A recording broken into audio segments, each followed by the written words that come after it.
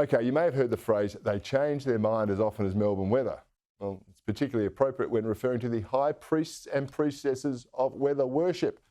They're the climate change cultists, of course. And yes, I know, save yourself on Twitter. The climate is changing. It's been changing before man made fire or invented the wheel. It's always been changing, and it always will. And I know that's a little inconvenient for the cultists who have to continually change their apocalyptic predictions and their so-called solutions they put forward. Need I point out we've been through the global cooling panic of the 1970s, the ozone layer hole of the 1980s, the acid rain catastrophe of the 1990s, the great global warming panic of the 2000s that morphed into the catch-all climate change cult, and now we're entering into the period of Greta's global boiling. We've gone from having enviro campaigners like Bob Brown, who was at one stage advocating for coal use over a new hydro project, that was back in the Franklin Dam protest days, through to a period where gas cookers are now being banned in homes. We've also seen the enviro zealots blockading the roads to stop nuclear power. That was back in the 70s and the 80s, even more recently. And yet now we've got some international Greens parties saying that nuclear power is the solution to the world's climate problems. As I said, the cultist collective seem to change their mind as often as the weather. But one man has consistently challenged these fantastical claims, and in doing so, he's used real science rather than emotion.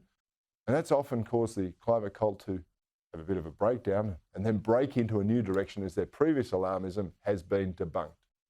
This man has been one of your favourite guests this year. He's certainly been one of mine. Professor Ian Plimer joins me now. Great to have you on the show, Ian. Thank you for joining me. The climate catastrophists, they continually change their tune. They had this conference in Dubai. What was it all about? What was the results of that conference?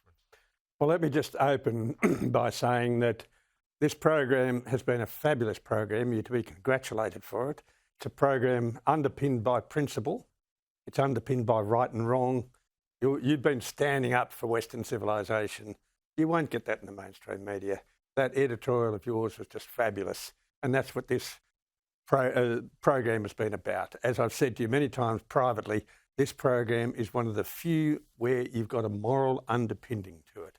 And I think you should be congratulated and proud of having such a wonderful program for so long. Oh, thank you. That's very kind. I appreciate it. I really do. And you've been a great guest, but let's slay a few climate dragons now, what was your question again? yeah. These clowns at the COP28, I think it was, in Dubai, I mean, they didn't really talk about the climate. They were all about everything else. All of a sudden, there's been a realisation that these climate conferences, and we've only had 28 of them, I mean, we've got to have at least another 50 of them, these climate conferences are nothing to do with climate.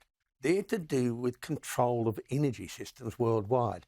No one is talking about the science of climate. Why? Because there's nothing to talk about.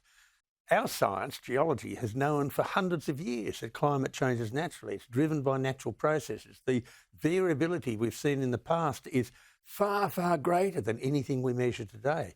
It's a total, absolute non-issue. It's got nothing to do with climate, got nothing to do with environment. It's all to do with power. And if you have power and money, you can control. And this was an energy conference. It wasn't a climate conference. I'm going to get to some of that in a second, but do you remember we sent over Chris Bowen, of course, who's perhaps the most failed minister in this current government. But he started off his speech there by having a welcome to country of sorts. Have a listen to this. Friends, I begin with an acknowledgement that at the heart of action on climate change must be profound respect for those who've cared for our respective lands for millennia, the Indigenous people across the world. And then, of course, he seemed to get all upset because fossil fuels are still part of the future. If we are to keep 1.5 degrees alive, fossil fuels has no ongoing role to play in our energy systems.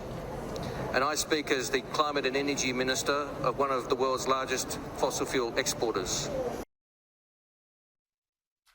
Ian, this bloke is so out of touch and disconnected with the rest of the world. He's doing a welcome to country of sorts for praising Indigenous people and then, you know, railing against the ultimate statement saying that we need to power the world and renewables are not going to do it.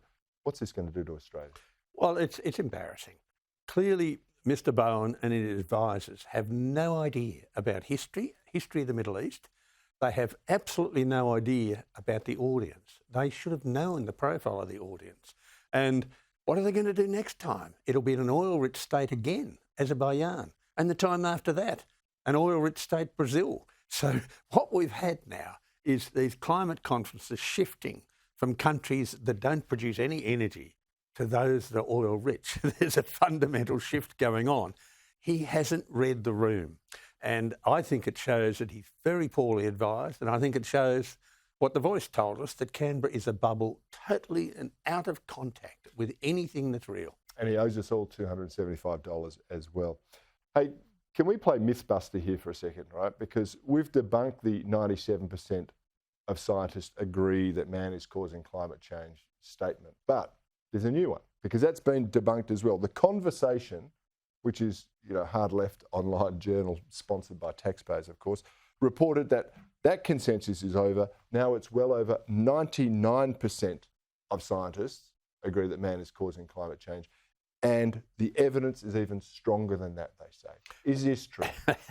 This, again, is one of these wonderful selective reviews. They looked at the abstracts of about 43 scientific papers. Now, the only papers that can get published are those if you follow the party line. So they firstly had a very biased set to deal with. 3,000 of those were chosen, and they got the figure of 99. Now they'd flick through and say, "Oh yes, yeah. Oh yeah, no, this one, that one's good. We should use that." You can't believe these surveys at all. Science is married to evidence, not surveys by some unemployable half-brained sociologist. Which is a product of our university system. That's another common theme on here. Hey, we're told all the time, this is another Mythbuster, we're living through the hottest days on record. People in New South Wales have essentially been told to conserve power during a week of a heat wave. Have a look at this. We're asking, households and businesses to think about what they can defer between 5 and 9 o'clock tonight. So if you can turn your air conditioning up a little bit, over about 24 is fantastic. If you can make sure that you don't use your dryers or your dishwashers or your pool pumps between sort of 5 and 9 p.m. tonight, that will all help. Don't use your dryers or your dishwashers. I mean, how should we respond to that? But also, how should we respond to the claim that this is the hottest period in the history of the Earth? Well, firstly, with the New South Wales Minister's comments, it wasn't a heat wave. It was warm weather. We have far hotter weather, and we've had far hotter weather in the past. Second thing is, this has got nothing to do with heat. It's due with incompetence of governments of many colours over many years, destroying an energy system that was once perfectly reliable and could handle very, very hot weather. And it certainly hasn't been hot weather in Eastern Australia. So that's a myth which needs to be broken. The second thing is that we've had very hot weather in the past. When would you like to go back? I mean, if we look at the trends of temperature, since the Middle Ages, it's warmed up. Since medieval times, it's cooled down. Since the Viking times, it's warmed up. Since the time of Jesus, it's cooled down. So if you take measurements over a couple of years and make sure you adjust those measurements, you can come up with anything.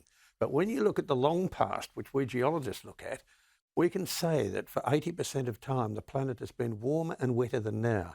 We've had higher sea levels than now. So what we're being fed is demonstrable lies. Ian, I've got 30 seconds. Someone you do a lot of work for, someone who I admire greatly, Gina Reinhardt, won the AFR Business Person of the Year award. And I say it's about time there's some recognition for one of our greatest ever entrepreneurs. Yes, well, she certainly is the greatest ever entrepreneur in this country. She started her business when it was bankrupt, and she had to pull it out of the mess that her father left her. She is a great entrepreneur, a great business person, a huge benefactor of charity, and she doesn't blow her trumpet about it. And that is one of her great qualities. Indeed it is. Thank you very much to you for your contribution to this show over the year and for joining me tonight. Thank you. All the best. Merry Christmas to you, Ian Plimer.